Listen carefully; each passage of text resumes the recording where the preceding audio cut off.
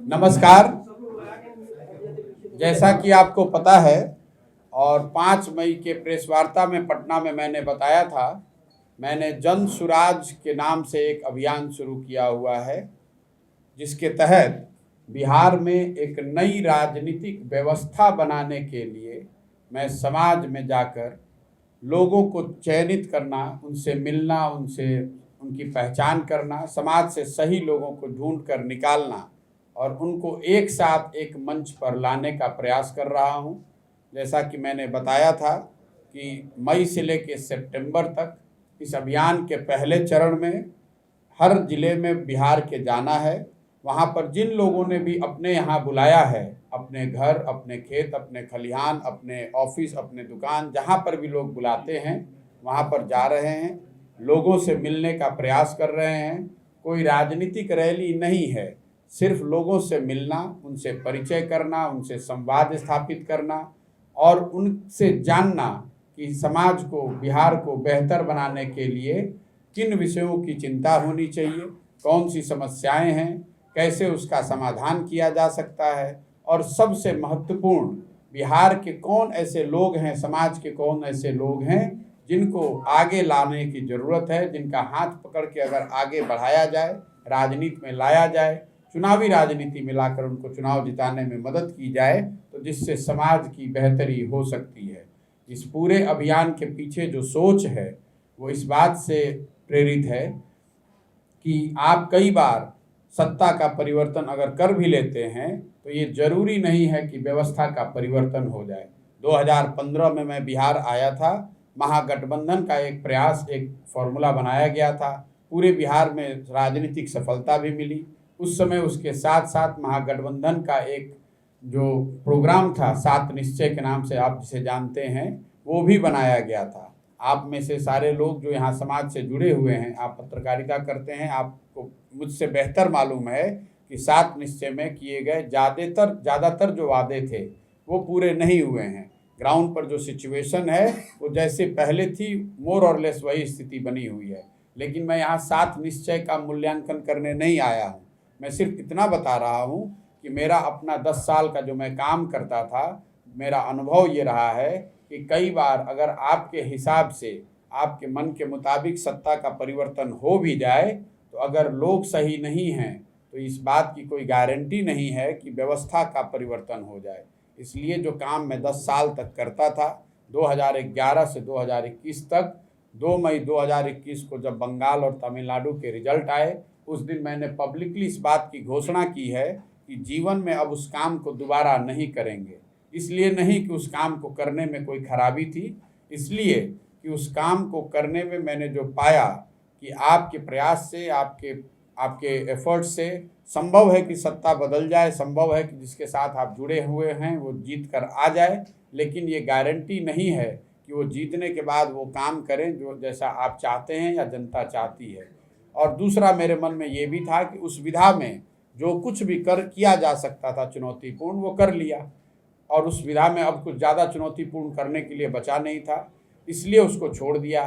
फिर 1 साल तक इस उधेड़-बुन में रहे, ये सोचते विचारते रहे कि जीवन में आगे क्या करना है, और सब कुछ सोचने विचारने के बाद, सारे विकल्पों को जांचने परखने के बाद ये तय किया कि वापस बिहार आएंगे और बिहार आकर एक नई राजनीतिक व्यवस्था बनाने का प्रयास करेंगे, जिसमें सारे सही लोगों को समाज से ढूंढ कर निकाला जाए और उनको एक साथ एक मंच पर लाया जाए। अगर सब लोग मिलकर ये तय करेंगे कि एक राजनीतिक दल या मंच बनाना है, तो दल या मंच बनाया जाएगा, लेकिन वो दल या मंच प्रशांत किशोर का नहीं होगा, किसी एक व्यक्ति, किसी एक परिवार, किसी एक जाति का ना होकर उन सब का होगा जो साथ मिलकर इस सोच से जुड़कर एक साथ इस मंच की स्थापना में शामिल होंगे। इसके साथ अगर आपको सरकार बनाने का अवसर मिलता है, आप जीत कर आते हैं, तो लोग ही मिलकर तय करें कि उस दल की प्राथमिकता क्या हो, दल को चलाया कैसे जाए, दल में टिकटों का डिस्ट्रीब्यूशन का आधार हो, ये सब कुछ सामूहिक तौर पर किया जाए। इसको करने के लिए ही मैं अभी से लेकर सितंबर तक हर दिन किसी न किसी डिस्ट्रिक्ट में, किसी न किसी गांव में, किसी न किसी ब्लॉक में लोगों से मिल रहा हूं, छोटी छोटी गोष्ठियों में शामिल हो रहा हूं। 5 मई को मैंने बताया था कि उनकी संख्या, ऐसे लोग जिन्होंने अपने घर, अपने गांव, अपने शहर बुलाया है, ऐसे लोगों की संख्या 17,500 से 18,000 लोगों की है। आज वो संख्या बढ़कर 70,000 से ज़्यादा है।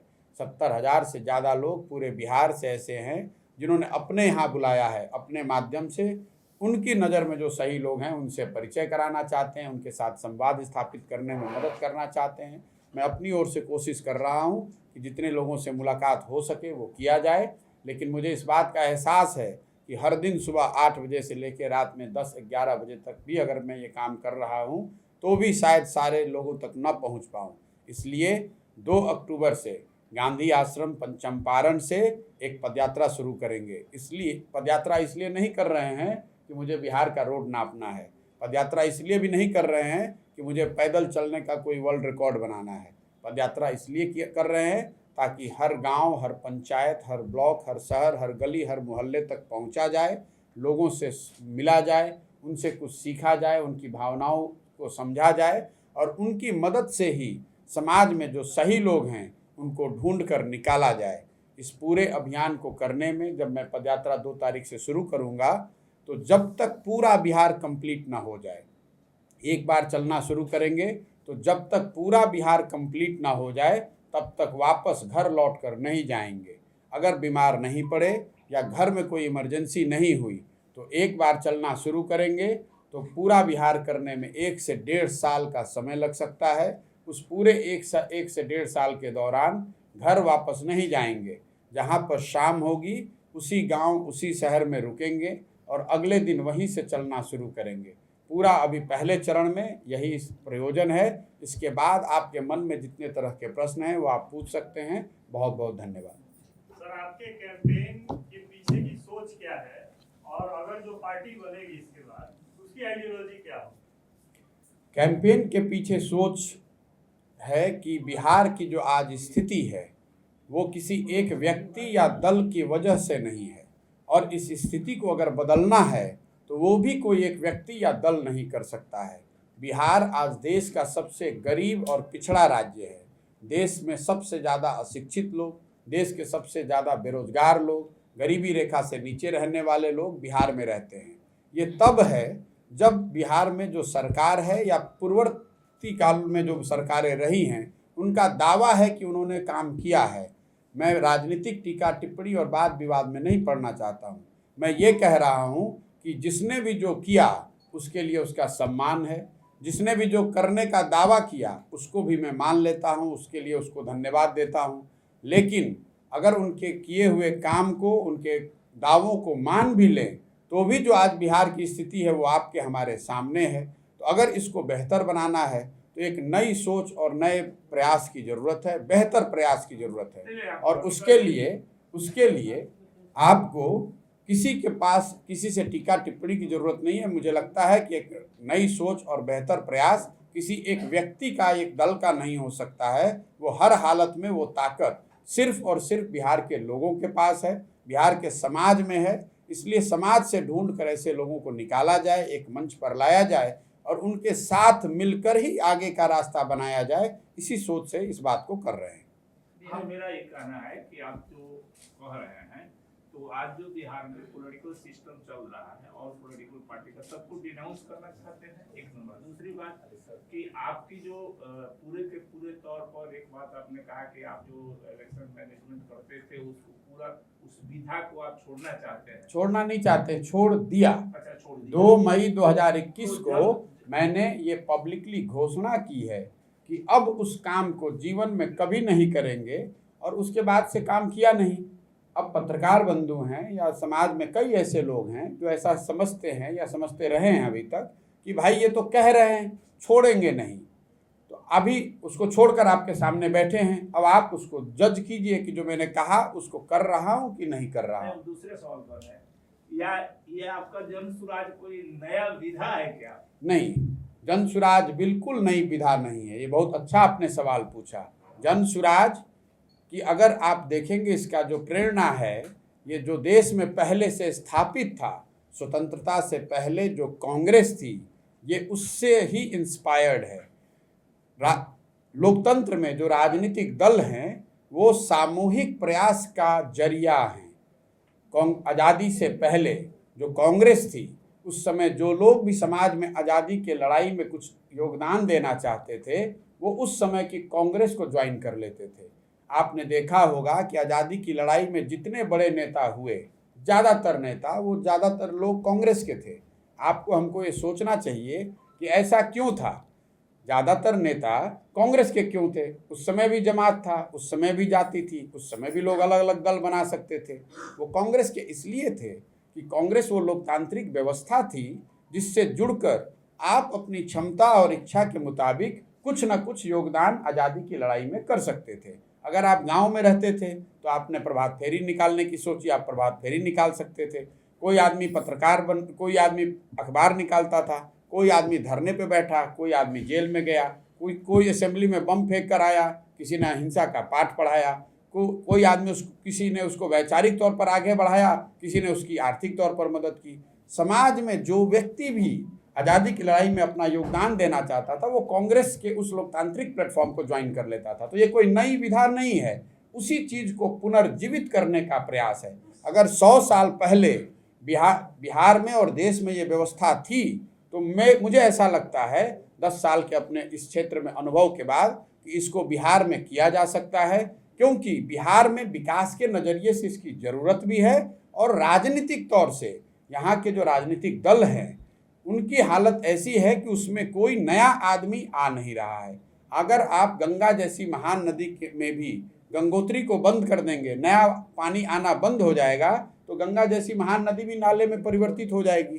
जो यहाँ पर राजनीतिक दल हैं, अगर आप उनको देखेंगे करीब से, तो उसमें नए लोगों की आमद नहीं हो रही है। इसका मैं आपको एक आंकड़ा देता हूँ।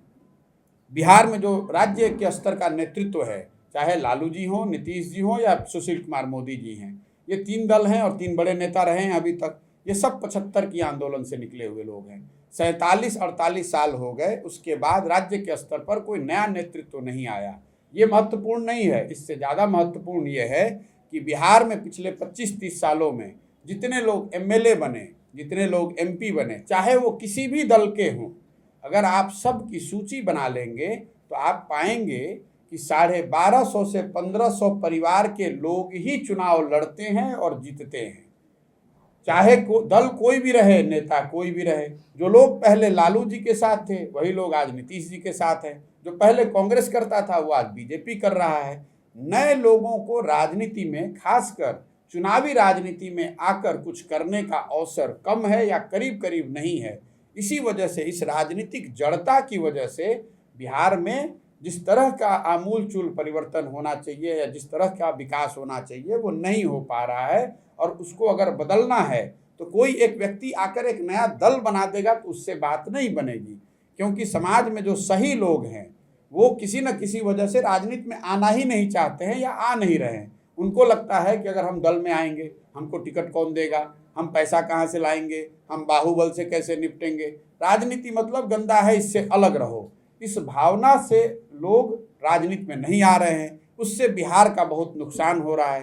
तो मेरा ये जो पूरा प्रयास है कि समाज में जाएं ऐसे लोग, पहली बात है कि सही है कौन, उसको ढूंढ के निकालना पड़ेगा, क्योंकि किसी के माथे पर तो लिखा नहीं है कि सही कौन है गलत कौन है। कौन सही है और कौन गलत है इसकी समझ सिर्फ और सिर्फ समाज में ही है। अगर आपसे यहाँ बैठकर पूछेंगे कि छपरा में सबसे अच्छा डॉक्टर कौन है, तो धीरे धीरे आप चर्चा करके आधे घंटे में बता दीजिएगा कि 1-2 अच्छे डॉक्टर कौन है, अच्छा समाज सेवी कौन है, अच्छे शिक्षक कौन है, अच्छे वकील कौन है। समाज को ये पता है। ज़रूरत इस बात की है कि समाज में जाया जाए, उनसे चर्चा की जाए और उन लोगों को चिन्हित किया जाए। चिन्हित करने से ही बात नहीं बनेगी, क्योंकि जो समाज में अच्छा है वो कहता है मैं राजनीति में आऊँगा ही नहीं। फिर उसके साथ बैठकर प्रयास करना पड़ेगा, उसको ये समझाना पड़ेगा कि अगर बिहार की स्थिति बदलनी है तो हमको आपको मिलकर ही प्रयास करना पड़ेगा। अगर बिहार के लोग प्रयास नहीं करेंगे तो बिहार को बदलने के लिए केरल और तमिलनाडु से तो लोग आएंगे नहीं। तो अगर अभी जो मैं अपनी भूमिका देखता हूँ, वो जीतेंगे अपनी ताकत से, क्षमता उनकी है। मेरी भूमिका कुम्हार की है। घड़ा तो मिट्टी और चाक से ही बनेगा, लेकिन अगर थोड़ा सा सहारा मैं दे दूंगा तो शायद उनमें से कई ऐसे लोग हैं जो अदरवाइज राजनीति में नहीं आते या नहीं आने की सोच रहे हैं, शायद मेरे वजह से, मेरे कहने से, मेरे प्रयास से वो आ जाएं। और वो लोग जब आएंगे और राजनीति में कुछ जीत कर आते हैं, कुछ सही जगह पर पहुंचते हैं, तो उससे सत्ता का परिवर्तन भी होगा और शायद उससे व्यवस्था के परिवर्तन की दिशा में कदम भी उठाया जाए। इंडिविजुअल रिपोर्ट्स है, एकदम बिल्कुल इंडिविजुअल रिपोर्ट्स में पूरा चेंज आप महसूस करते हैं कि हो जाएगा? इंडिविजुअल का मतलब क्या है? Individual reports of Prashant Kishor. नहीं नहीं नहीं, मैं तो बिल्कुल उसके उलट बात कह रहा हूँ। मैं ये कह रहा हूँ कि कोई इंडिविजुअल में ये ताकत नहीं है, प्रशांत किशोर में तो ये ताकत है ही नहीं। मेरा काम है समाज में जाना, और क्योंकि मेरा विश्वास है कि समाज में, पंचायत में, हर गांव में अच्छे लोग हैं, उनको चुनकर निकालने की जरूरत है, उनको जगाने की जरूरत है। सोच से नहीं, जो व्यवस्था थी, सोच से तो बिल्कुल मैं महात्मा गांधी के सोच से प्रभावित हूँ। बिल्कुल, कुछ लोग बताते हैं, जैसा आपने प्रश्न भी किया, कि आप ये नया कर रहे हैं या किसी से इंस्पायर्ड हैं, तो बिल्कुल जहाँ तक आइडियोलॉजी की बात है, मैं महात्मा गांधी की आइडियोलॉजी से प्रभावित होकर ये प्रयास कर रहा हूँ। और जहाँ तक दल की बात है या व्यवस्था की बात है, तो ये कहीं ना कहीं आप मानकर चल सकते हैं कि स्वतंत्रता से पहले की जो कांग्रेस थी, जो लोकतांत्रिक व्यवस्था थी, उससे इंस्पायर्ड होकर इसकी पूरी सोच, इसकी जो पूरी परिकल्पना है, वो कहीं ना कहीं स्वतंत्रता से पहले जो कांग्रेस थी उससे इंस्पायर्ड है। आप कांग्रेस के साथ जाएंगे क्या? मैं किसी के साथ नहीं जाऊंगा, मैं बिहार के जनता के साथ जाऊंगा। मैंने पार्टी बनाया नहीं है, मैंने पार्टी बनाने की कोई घोषणा नहीं की है। मैं बार बार आपको बात जो बताने की कोशिश कर रहा हूं कि 1950 और 60 के दशक में जो राज्य देश के सबसे अग्रणी राज्यों में जिसकी गणना होती थी, Bihar was one of the most well governed states in 50s and 60s। आपको हमको ये समझना होगा कि बिहार की आज जो स्थिति है वो किसी एक दल या एक नेता की वजह से नहीं है। अगर आप आंकड़ों को देखेंगे, ज़्यादातर लोग इसकी चर्चा नहीं करते हैं, अगर आप आंकड़ों को देखेंगे तो आपको पता चलेगा कि 1965 के बाद हर साल बिहार किसी न किसी राज्य के मुकाबले पिछड़ता गया है। इसकी एक वजह रही है कि 1967 से 1990 के बीच बिहार में भारी राजनीतिक उथल पुथल का दौर रहा है। उस 23 साल के कालखंड में बिहार के लोगों ने 25 सरकारों को देखा है। उस राजनीतिक उथल पुथल की वजह से विकास के दौर में आप दूसरे राज्यों के मुकाबले पीछे छूटते गए। उसके बाद का जो 30 साल है वो लालू जी और नीतीश जी का दौर रहा है। लालू जी के दौर को आप ब्रॉडली उनके शब्दों में सामाजिक न्याय का दौर मान लें। उनका दावा है कि हमने आर्थिक विकास किया या नहीं किया, हमने सामाजिक न्याय किया। नीतीश जी का दावा है कि हमने विकास किया। मैं कह रहा हूं कि हम आप दोनों की बात मान लेते हैं। मान लीजिए कि लालू जी का जो दावा है कि उन्होंने सामाजिक न्याय किया, मैं मान लेता हूं कि ठीक है। मैं मान लेता हूं कि नीतीश जी ने विकास किया, वो भी मान लीजिए। लेकिन उसके बाद भी तो जो आज बिहार की स्थिति है उसको कोई जुटला नहीं सकता है। मैं आपको 2-3 आंकड़े दे के बताता हूँ। जब नीतीश जी मुख्यमंत्री बने 2005 में, तो 2004 में प्रति व्यक्ति आय के हिसाब से बिहार का नंबर था 28। मतलब आप देश में 28वें नंबर पर थे। लोग बताते हैं कि नीतीश जी विकास नहीं किए, मैं बिल्कुल कह रहा हूँ विकास किया उन्होंने, लेकिन उस विकास की रफ्तार ऐसी नहीं रही है जिससे आपकी, हमारी या बिहार की स्थिति बदल जाए। 2004 में बिहार में प्रति व्यक्ति आय के हिसाब से देश में आपका नंबर था 28, और आज 2021-22 में भी प्रति व्यक्ति आय के हिसाब से आपका नंबर 28 ही है। एक पायदान भी ऊपर आप नहीं गए। बिजली की बात ले लीजिए, क्योंकि हम लोग, कई लोग बताते हैं कि नीतीश जी के राज में डेवलपमेंट का एक इंडिकेटर है कि बिजली आ गई है। बिहार में प्रति व्यक्ति बिजली की जो खपत है उसके हिसाब से आप देश में सबसे नीचे 28वें नंबर में 2004 में भी थे, और आज जब बिजली आ गई है तो भी प्रति व्यक्ति बिजली की जो खपत है वो देश में सबसे कम है, और आप आज भी 28वें नंबर पर रही हैं। बिजली आ गई है, लेकिन लोगों के पास पैसा ही नहीं है कि एक बल्ब, एक फैन से ज़्यादा कुछ चला ले। इसलिए विकास को मान रहे हैं, उसके लिए जनता ने उनको 15 साल मुख्यमंत्री भी बना के रखा है, लेकिन इस गति से आप बहुत कुछ बेहतर नहीं बना सकते हैं। इसीलिए जो पलायन की स्थिति है, बेरोजगारी की स्थिति है, जो शिक्षा की स्थिति है, लोगों की क्वालिटी ऑफ लाइफ की स्थिति है, वो नहीं बदली। आज भी लोग यहीं से पलायन कर रहे हैं। ऐसा नहीं हो रहा है कि कर्नाटक से और पंजाब से लोग बिहार में काम करने आए। आज भी लोग बिहार से ही जा रहे हैं बाहर काम करने के लिए। बिहार से हम लोग पूरे देश में एक ही चीज़ भेज रहे हैं। हम यहाँ से सब्जियाँ नहीं भेजते हैं, फल नहीं भेजते हैं, टीवी, फ्रिज, कंप्यूटर नहीं भेजते हैं, सीमेंट, स्टील नहीं बनाते हैं। बिहार से हम लोग नए लड़कों को लेबर के तौर पर पूरे देश में भेजते हैं। देश के, ये बिहार के लिए बहुत दुर्भाग्यपूर्ण स्थिति है। आप लोग पत्रकार हैं, आप देखते हैं, जानते हैं, दिल्ली में, बॉम्बे में लोगों को, बिहार के लोगों को मार दिया जाता है। किसी ने बदमाशी कर दी, बदतमीजी कर दी, मीडिया के माध्यम से रिपोर्ट आता है। आप बड़े नेताओं से, मुख्यमंत्री से पूछते हैं, साहब आज दिल्ली में बच्चों को मार दिया गया, आपकी क्या प्रतिक्रिया है? नेताजी क्या बताते हैं? ये भाई देखिए, बिहार के लोग बहुत कर्मठ हैं, पूरे देश में व्यवस्था हम लोग के सर पर ही है। अगर आप बिहार के लोगों को मारेंगे तो दिल्ली में व्यवस्था ठप पड़ जाएगी, रिक्शा नहीं चलेगा, वहाँ पर सफाई नहीं होगी, वहाँ ठेला पर सब्जी नहीं बिकेगा। ये गौरव की बात नहीं है। ठेला पर सब्जी लेकर बेचना दिल्ली में, ये गौरव की बात नहीं है।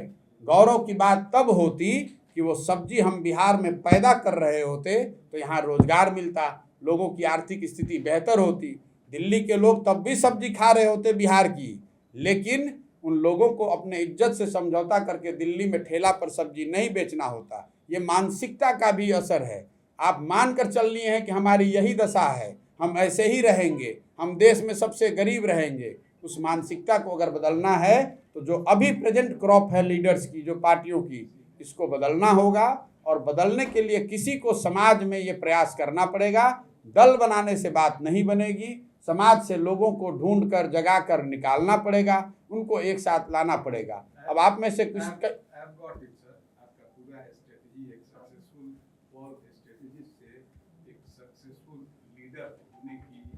मैं अपने आप को लीडर नहीं मानता हूं। मेरा काम यह है कि मैं समाज में जाऊं, ये जागृति फैलाऊं, उनसे सीखूं और समझूं। मैं वही पूछ रहा हूं कि आप एक बहुत ही फॉर्मिडेबल और कंस्ट्रक्टिव पॉलिटिकल अल्टरनेटिव और ऑप्शन बिहार की जनता को देना चाहते हैं, जिसमें सब लोगों की सहभागिता है, लेकिन वह तो फिर जो भी व्यवस्था परिवर्तन होगा या सरकार परिवर्तन होगा, बिना पावर के न व्यवस्था परिवर्तन होगा। तो अल्टीमेटली एक पॉलिटिकल पार्टी को बनानी होगी, तो क्या वह जन सुराज ही आपका पॉलिटिकल पार्टी रहेगा? मैं ये नहीं जानता हूँ। मैं ये जरूर जानता हूँ कि जब लोग निकल कर आएंगे, तो यहाँ मैं आपसे सहमत हूँ कि लोकतंत्र में तो आपको चुनाव लड़के ही जीत कर आना है।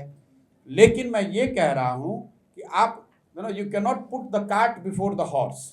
मतलब पहले यहाँ होता क्या है, पहले आप पार्टी बना लेते हैं और फिर लोगों को ढूंढते हैं। मैं ये कह रहा हूँ कि घोड़े को आगे रखना है और टांगे को पीछे।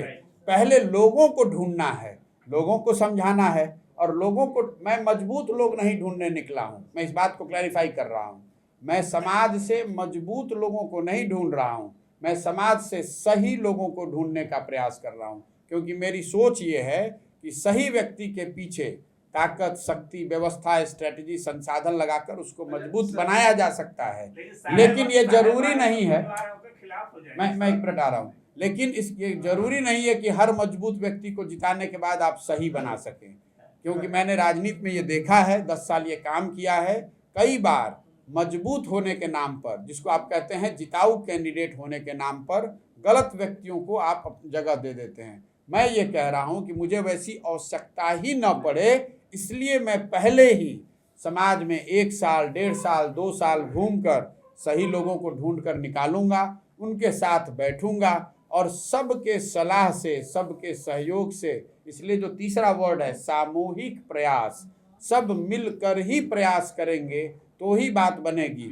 ऐसा नहीं है कि दल बना, उसके अध्यक्ष प्रशांत किशोर बन गए, अपना फोटो लगा लिया, अपने पिताजी का फोटो लगा लिए और सबको कह रहे हैं कि आइए दल ज्वाइन कीजिए। कैसे कुछ तो स्ट्रेटजी होगी आपकी, कैसे जोड़ेंगे कुछ पॉलिटिकल व्यूज और कुछ भविष्य की योजनाएं, तो आप बताएंगे। उसमें एक मेरा प्रश्न है, क्या उसमें यह रहेगा कि यह पॉलिटिक्स जो है यह फुल टाइम जॉब नहीं रहेगा, और पॉलिटिशियंस के जो न्यूमरस स्टेजेस पे जो पेंशन्स हैं, इसके पक्ष में है या विपक्ष है या बंद होना चाहिए? देखिए, आपने 2 सवाल कर दिया। पहला तो कंसेप्चुअल है और दूसरा एक सवाल है कि पॉलिटिशियंस का मल्टीपल पेंशन होना चाहिए कि नहीं।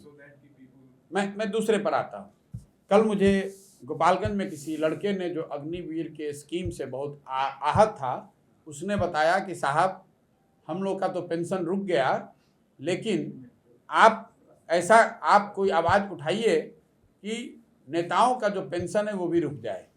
मेरा उस पर जवाब ये है कि मेरी इसकी चिंता ज़्यादा नहीं है कि नेता कितना पेंशन पाते हैं। नेता अगर मल्टीपल सोर्स से पेंशन पाते हैं वो गलत है, उसको सुधारा जाना चाहिए। लेकिन ज़्यादा चिंता ये है कि जिन लड़कों को पेंशन मिलना चाहिए था वो अब आगे नहीं मिलेगा। अगर मुझे आँख से कम दिखाई देता है तो चिंता मेरी समझ ये है कि ये होनी चाहिए कि मुझे चश्मा ठीक लग जाए ताकि मेरे आँख से मुझे दिखने लगे। अगर मुझे कम दिखाई देता है तो उसका सॉल्यूशन ये नहीं कि दूसरे के आँख को भी फोड़ दिया जाए। मल्टीपल पेंशन लेना वो तो गैर कानूनी है ज़्यादातर जगह, या तो गैर कानूनी है, लोग गैर कानूनी तरीके से ले रहे हैं, या फिर वो कहीं ना कहीं छूट गया है, ओवरसाइट है, ध्यान नहीं है, लॉ उसका स्पेसिफिक बनाया नहीं गया तो आप मल्टीपल सोर्स से लेते जा रहे हैं। लेकिन वो अग्निवीर के कॉन्सेप्ट में जो ये पूरा विवाद शुरू हुआ है, जो चर्चा शुरू हुई है, मुझे लगता है कि उन लड़कों को इस बात पर कायम रहना चाहिए कि जो सर्विस कंडीशन में चेंज किया गया है, टेन्योर जो 4 साल लिमिट कर दिया वो चिंता का कारण है, उसमें आपको पेंशन नहीं मिल रहा है वो चिंता का कारण है, समाज में किसी दूसरे को मिल रहा है नहीं मिल रहा है उससे सीधे जोड़ने का बहुत मतलब नहीं है। नहीं होना चाहिए।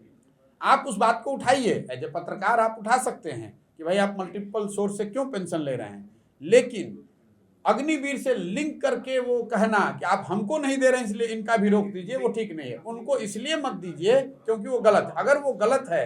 अगर वो गलत है तो रुकना चाहिए, लेकिन अग्निवीर के सामने रुके इसलिए कोई जरूरी नहीं। प्रशांत जी, बिहार की राजनीति में जो कास्ट फैक्टर है जी बहुत स्ट्रॉन्ग अपीयरेंस रखता है जी। तो आपके जन स्वराज कैंपेन के लिए ये कितना चैलेंजिंग है, और जो फ्यूचर पार्टी होगी उसमें कास्ट फैक्टर को लेके कोई भी झंझट नहीं होगा, उसके बारे में आप क्या कहना हैं? देखिए, ये सबसे ज्यादा पूछे जाने वाला सवाल है कि बिहार में हर चीज जाति पर ही होती है, ऐसा लोगों को लगता है कि अगर सब चीज जाति पर ही होती है तो उससे आप कैसे निपटेंगे।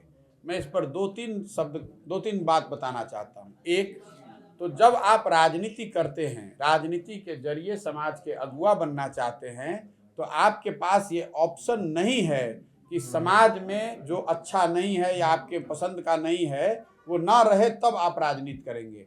आपको समाज की अच्छाइयों और बुराइयों के रहते हुए ही आपको जीत कर आना है, उसका नेतृत्व करना है। अगर मैं ये सोचूंगा कि जातिवाद न रहे, बाहुबल न रहे, पैसा न रहे तब मैं राजनीति में आऊँगा, तो ना कभी वो स्थिति बनेगी ना कभी आप राजनीति में आ सकते हैं। दूसरी बात, आपने कहा कि जाति पर ही वोट पड़ता है, मैं इससे सहमत नहीं हूँ। जाति एक महत्वपूर्ण पहलू है। जब चुनाव होते हैं, लोग वोट देते हैं तो उसमें कई फैक्टर होता है, उसमें जाति भी एक फैक्टर है जिसकी समझ आपको रखनी पड़ेगी। उसको समझ कर उसको साधने की बात है। जहाँ तक अगर आपको लगता है कि नहीं जाति के आधार पर ही होता है, तो मैं आपको 2-3 एग्जाम्पल देकर अभी उसको क्लियर करता हूँ। 1984 और 85 में बिहार में कांग्रेस को लोकसभा में 84 में विजय मिली, 85 में बिंदेश्वरी दुबे के नेतृत्व में यहाँ कांग्रेस जीती थी। आपसे मैं पूछूंगा कि 84 और 85 में ये विजय कांग्रेस को क्यों मिली? जाति तो तब भी थी। तो आप बताएंगे कि कांग्रेस उस समय इसलिए जीती थी क्योंकि इंदिरा जी की मृत्यु हुई थी और सहानुभूति की लहर में सब लोग अपना जात पात भूलकर सबने कांग्रेस को वोट किया था। ठीक बात है। फिर मैं आपको पूछूंगा कि 1989 और 90 में क्या हुआ? बीपी सिंह के जनता दल जीत कर आया लोकसभा में और यहाँ पर जनता दल को बहुमत मिली जिसमें लालू जी मुख्यमंत्री बने। आप मुझे बताएंगे कि 1989-90 में भैया बोफोर्स बहुत बड़ा मुद्दा था, एक स्लोगन चला था, राजा नहीं फकीर है देश की तकदीर है। सबने बोफोर्स के नाम पर, भ्रष्टाचार के नाम पर बीपी सिंह के पार्टी को वोट कर दिया। लिख लीजिए इस बात को। फिर आपसे पूछूंगा 2014 में क्या हुआ, भाजपा कैसे जीत गई बिहार में? तो आप बताएंगे कि नहीं, भाजपा थोड़ी ना जीती, वो तो मोदी जी के नाम पर भैया समाज के सब लोगों ने जाकर भाजपा को वोट कर दिया। मोदी की लहर थी, इसको भी नोट कर लीजिए। फिर पूछेंगे 2019 में क्या हुआ, आप बताएंगे कि कांटे की लड़ाई थी, लेकिन बालाकोट हो गया ना भैया, उसके बाद सब जात का आदमी जाकर भाजपा को वोट दे दिया। ये 4 इलेक्शंस का आपको एक उदाहरण दे रहा हूँ, ऐसे 20 और दे सकता हूँ। 4 क्यों दे रहा हूँ? 84 एक घटना है और घटना से उपजी हुई सहानुभूति की लहर जिसमें समाज जातियों से ऊपर उठकर वोट किया समाज ने। 89 एक मुद्दा है भ्रष्टाचार, जिसमें फिर से समाज जातियों से ऊपर उठकर उसने वोट किया। 14 एक व्यक्ति है मोदी, जिसकी लहर बन गई तो सब लोग जात पात भूलकर भाजपा को वोट कर गया। और 2019 में राष्ट्रवाद के मुद्दे में, बालाकोट के मुद्दे में आपने फिर वोट कर दिया। ये आपको क्या बताता है? समाज में ये ताकत है कि अगर कोई मुद्दा, अगर कोई व्यक्ति, अगर कोई नैरेटिव उसके इमेजिनेशन को कैप्चर कर ले जाए तो जातियों से ऊपर उठकर वोट करता है। आगे की बात नहीं बता रहा हूँ, जो हुआ है वो बता रहा हूँ। तो लेकिन अब आपको क्यों लगता है कि जाति पर वोट पड़ता है? इसलिए कि बीच में कई ऐसे चुनाव है जिसका एग्जाम्पल मैंने नहीं दिया, उसमें जातियों के आधार पर वोट पड़ा होगा। होता यह है कि कोई व्यक्तित्व नहीं है, कोई नैरेटिव नहीं है, कोई मुद्दा नहीं है, दोनों तीनों लड़ने वाले एक जैसे ही दिख रहे हैं, तो समाज भी ये कहता है कि सब तो एक के जैसा दिख रहा है, चलो अपने जाति वाले को दे देते हैं।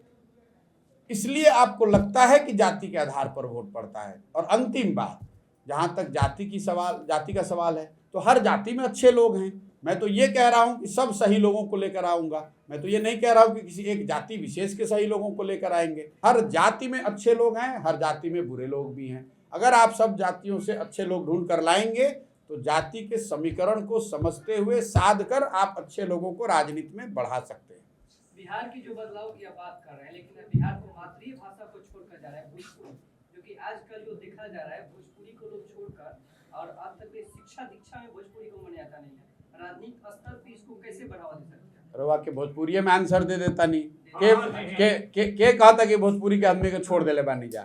भोजपुरी बोले के और ओकरा के अभ्यास में रखे कि जिम्मेवारी तो जो भोजपुरी क्षेत्र में रहता ओकरे बा। हम अंग्रेजी बोल सकता नहीं, हम फ्रेंच बोल सकता नहीं, हिंदी में रुआ से बात करता नहीं, लेकिन भोजपुरी भी रुआ से बोल रहा बानी। लेकिन आज तक सदन में कुछ शपथ ग्रहण खातिर भोजपुरी खाते नहीं। देखिए सदन में हम जीत के देखिए सदन में रुआ जाई आप भोजपुरी में शपथ ले ले तो उसे भोजपुरी मजबूत हो जाएगी। ये तो बिहार में कुछ बड़ा बदलाव भाई देखिए, आप भोजपुरी में शपथ ले लीजिएगा तो उससे भोजपुरी की प्रचलन बढ़ जाएगा, ऐसा तो है नहीं। ये तो सिंबलिज्म है। कोई संस्कृत में शपथ लेता है, कोई बंगाली में लेता है, कोई हिंदी में लेता है, कोई अंग्रेजी में लेता है। बिहार का मातृभाषा एक भोजपुरी ही नहीं है। जिसकी भी जो मातृभाषा है उसको बोलने का उसका अधिकार है, उसको बढ़ाने का अधिकार है, चाहे वो मैथिली हो, मगही हो, भोजपुरी हो।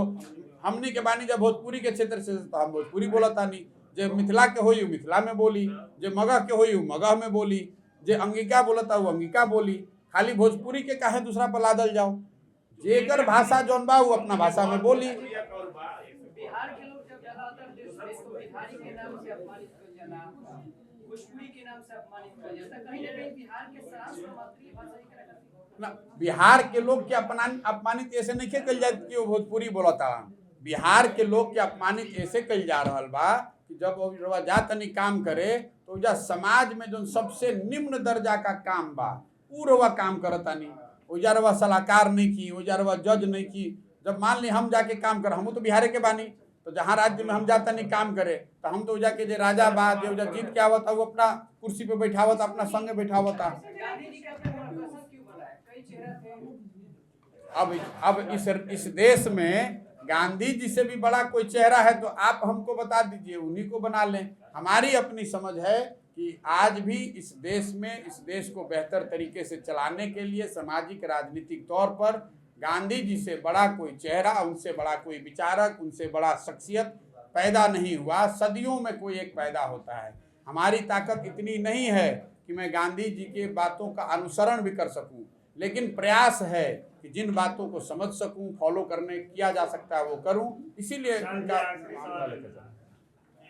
जब लालू यादव रैली करते हैं चुनाव में तो कहते हैं कि ये आगरा और पिछड़ा की लड़ाई, कहीं आपका ये कैंपेन आपके आगरा होने की वजह से पीछे नहीं हो जाएगा?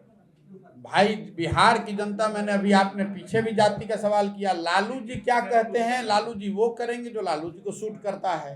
लालू जी की अपनी समझ है। लालू जी इसी बिहार में जब यूनाइटेड बिहार था तो 54 में 51 MP जीते हुए थे। आज लालू जी की पार्टी को 0 MP है। अगर उनका अगड़ा और पिछड़ा ही चल रहा होता तो 51 MP से 0 MP पर कैसे हो गए होते? जो लोग, जिन जाति, जिस समाज के लोग उनको वोट करते थे वो बिहार छोड़कर गए तो है नहीं। ये देखिए, लोगों को समझ में नहीं आती है बात। जनता बहुत होशियार है। यही लालू जी हैं। यूनाइटेड बिहार में 54 में 51 MP उनके होते थे। आज RJD के 0 MP हैं बिहार झारखंड मिलाकर। समाज को पता है, आप चाहे जो कार्ड खेल लीजिए, वो थोड़ा आप होता ही है कि आप थोड़ा लंबे समय में आपको देखना पड़ेगा। 20 साल में लालू जी की जो स्थिति थी और आज जो स्थिति है उसमें जमीन आसमान का फर्क है। डिक्लाइन है। सबकी सहानुभूति आपके साथ में है, सफलता आपको मिले, सारण प्रेस आपके साथ रहेगा। आप एक नई बात मैं आपका शुक्रगुजार हूँ। देखिए, मैं रोज ये बात कह रहा हूँ, मैं छपरा में अभी आज 1 दिन के लिए आया हूँ, इसके बाद मैं 4-5 दिन के लिए छपरा में रहूंगा अक्टूबर से पहले। और जब मैं पदयात्रा करूंगा तो छपरा जिले में सिर्फ कम से कम 20 दिन रहूंगा, क्योंकि मुझे हर पंचायत में जाना है, हर ब्लॉक में जाना है। तो अकेले छपरा जिला में कम से कम 20 दिन की पदयात्रा मैं यहाँ पर करूंगा। जी, मुझे लगता है जो मैं 15 दिन 20 दिन 1 महीने से घूम रहा हूँ, बिहार में सुशासन की कोई बहुत बड़ी गूंज कहीं सुनाई नहीं दे रही है। अगर आपका सवाल है कि 2014-15 में आपने नीतीश जी का काम किया और उस समय सुशासन दिखा, तो आज क्यों कह रहे हैं अलग बात। तो मैं आपको बताना चाह रहा हूँ कि 14-15 के नीतीश कुमार और 21-22 के नीतीश कुमार में जमीन आसमान का फर्क है। 14 में नीतीश कुमार चुनाव नहीं हारे थे, लोकसभा में उनकी सीट कम हुई थी और उन्होंने पद छोड़ दिया था। यहाँ 20 में चुनाव हार गए हैं भाई। 243 में अगर आप 40-42 एमएलए जीते, आप चुनाव हार गए हैं, लेकिन कोई ना कोई जुगत बनाकर उसी कुर्सी पर बैठे हुए हैं। 14-15 में मैं आया था प्रचार करने, इस बात को सुनिए आप। जहाँ पर लोग नीतीश जी को वोट नहीं देते थे, वहां पर भी लोगों ने बताया कि नहीं, नीतीश जी अच्छे आदमी हैं, लेकिन अब मोदी चाहिए, भाजपा चाहिए। लेकिन कोई नीतीश जी के लिए गलत शब्दों का प्रयोग अपशब्द नहीं करता था। आज मैं जब जमीन पर घूम रहा हूं तो पहली बार कम से कम मैं ये सुन रहा हूं कि लोग नीतीश जी को भी उन्हीं शब्दों से का उपयोग कर रहे हैं नीतीश जी के लिए, जो पहले के कालखंड में दूसरे दलों के लिए किया गया है। ये नीतीश कुमार ने जो कमाई की थी अपनी पहले 7-8-10 साल के गवर्नेंस में, वो कहीं ना कहीं पिछले 3 साल के लैक ऑफ गवर्नेंस से या जो बदहाली है वो उनके हाथ से निकल गई है। या जो पत्रकार आपको मेरे से बेहतर पता होगा। ऐसा आप पर आरोप हमेशा लगता रहता है कि आप बीजेपी के लिए काम करते हैं, इसमें कितनी सच्चाई है? बीजेपी के लिए 2014 आरोप लगाने के लिए तो आप कुछ भी लगा सकते हैं। 2014 में मैंने बीजेपी के साथ काम किया, उसके लिए किसी इन्वेस्टिगेशन की जरूरत नहीं है, पब्लिक डोमेन में है। 15 में बीजेपी को बिहार में हराने के लिए जो महागठबंधन बनाया गया था, उसका काम किसने किया? मैंने किया। अभी बंगाल में बीजेपी को हराने के लिए जो काम लोग कर रहे थे टीएमसी के साथ, वो कौन था? वो मैंने किया और बीजेपी का मैं एजेंट हो गया। तो बीजेपी इतनी होशियार पार्टी है कि अपने ही एजेंट को भेज के खुद ही हरवा लेती है। आज के नरेटिव आप जैसे बोले भाजपा के हराने के लिए आप जुड़े, वो तो आपका पूरी तरह से प्रोफेशनल काम था, आप उसके कारण जुड़े हुए थे, ना कि आप भाजपा हराने के लिए। अच्छा, देखिए, पहली बात जो आपका एक नजरिया है कि प्रोफेशनल काम कर रहे थे, पहली बात कि आपको पता नहीं है कि क्या टर्म कंडीशन था, क्यों कर रहे थे। अभी कुछ दिन पहले तेलंगाना के मुख्यमंत्री का एक ऑफिशियल बयान आया है। पत्रकारों ने पूछा कि ऐसी खबर है कि प्रशांत किशोर को आपने 300 करोड़ रुपया देके उनको अपना सलाहकार बनाया है। तो केसीआर का बयान जो पब्लिक में है उसको देखिए, उन्होंने क्या कहा कि आज तक किसी पार्टी ने प्रशांत किशोर को पैसा देकर हायर नहीं किया है। आप इस आदमी को पैसा देकर हायर नहीं कर सकते हैं। 3000 करोड़, ये उनके बयान है, मैं कोट कर रहा हूँ कि 300 करोड़ क्यों, 3000 करोड़ रुपया दीजिएगा तब भी हायर नहीं कर सकते हैं। मेरे से दोस्ती है और हम लोग 6-7 साल से उठते बैठते रहते हैं, आपस में विचार करते हैं, बात करते हैं, राजनीतिक स्थिति पर चर्चा करते हैं।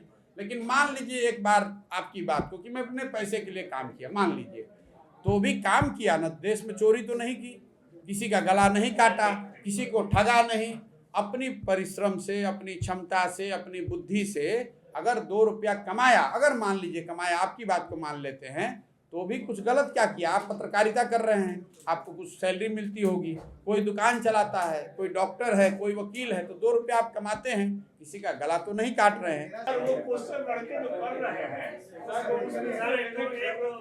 धन्यवाद।